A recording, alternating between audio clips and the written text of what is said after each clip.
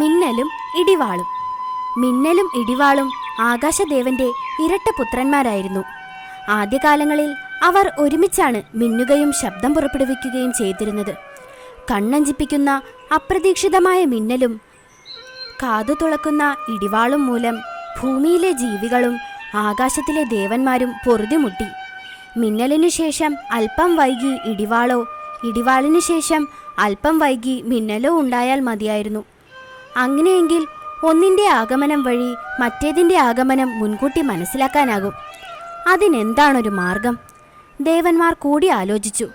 മിന്നലിനെയും ഇടിവാളിനെയും എപ്രകാരമെങ്കിലും ഭിന്നിപ്പിക്കേണ്ടിയിരിക്കുന്നു. ഒടുക്കം അവർ തീരുമാനമെടുത്തു. പ്രത്യുത ഉദ്ദേശസാധ്യത്തിനായി ദേവന്മാരെല്ലാം ചേർന്ന് ചന്ദ്രദേവനെ തിരഞ്ഞെടുത്ത് ഇടിവാളിൻ്റെയും മിന്നലിൻ്റെയും അടുക്കലേക്ക് അയച്ചു. ചന്ദ്രദേവൻ എത്തിച്ചേർന്ന സമയത്ത് മിന്നൽ ഉറങ്ങുകയായിരുന്നു. ഉണർന്നിരുന്ന ഇടിവാളിനടുത്ത് ചെന്ന് ചന്ദ്രദേവൻ പറഞ്ഞു, ആകാശദേവന്റെ പുത്രന്മാരായ നിങ്ങളിൽ അങ്ങേ സഹോദരനായ മിന്നലിനാണോ അങ്ങേക്കാണോ ഏറെ ശക്തി എന്നതിനെ ചൊല്ലി ദേവന്മാർക്കിടയിൽ ഒരു തർക്കമുണ്ടായി. ഭൂരിഭാഗം ദേവന്മാരും പറഞ്ഞത് ശക്തി കൂടുതൽ അങ്ങേക്കാണെന്നാണ്. എന്നാൽ ചിലരുടെ അഭിപ്രായം അങ്ങേ സഹോദരനായ മിന്നലാണ് കൂടുതൽ ശക്തനെന്നാണ്. സത്യമറിയാൻ വന്നതാണ് ഞാൻ. ഇടിവാൾ പറഞ്ഞു, ഈ കാര്യത്തിൽ സംശയമൊന്നും വേണ്ട. ശക്തി കൂടുതൽ എനിക്ക് തന്നെ. ഉറക്കമുണർന്ന മിന്നലിനോട് ഇടിവാൾ ചന്ദ്രദേവൻ വന്ന കാര്യവും താൻ കൊടുത്ത മറുപടിയും അറിയിച്ചു. ഇടിവാളിന്റെ വാക്കുകൾ കേട്ട് മിന്നൽ കുപിതനായി. മിന്നൽ പറഞ്ഞു, നിന്നേക്കാൾ ശക്തി കൂടുതൽ എനിക്കാണ്.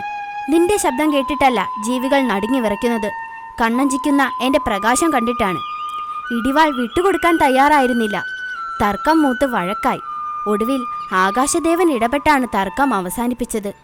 എന്നാൽ തർക്കം അവസാനിച്ചെങ്കിലും ഇടിവാളും മിന്നലും തമ്മിൽ വിരോധം നിലനിന്നു.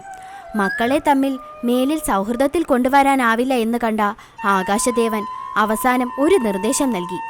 ആദ്യം മിന്നൽ പുറപ്പെടട്ടെ, അതിനുശേഷം അല്പം കഴിഞ്ഞ് മാത്രം ഇടിവാൾ പുറപ്പെട്ടാൽ മതി.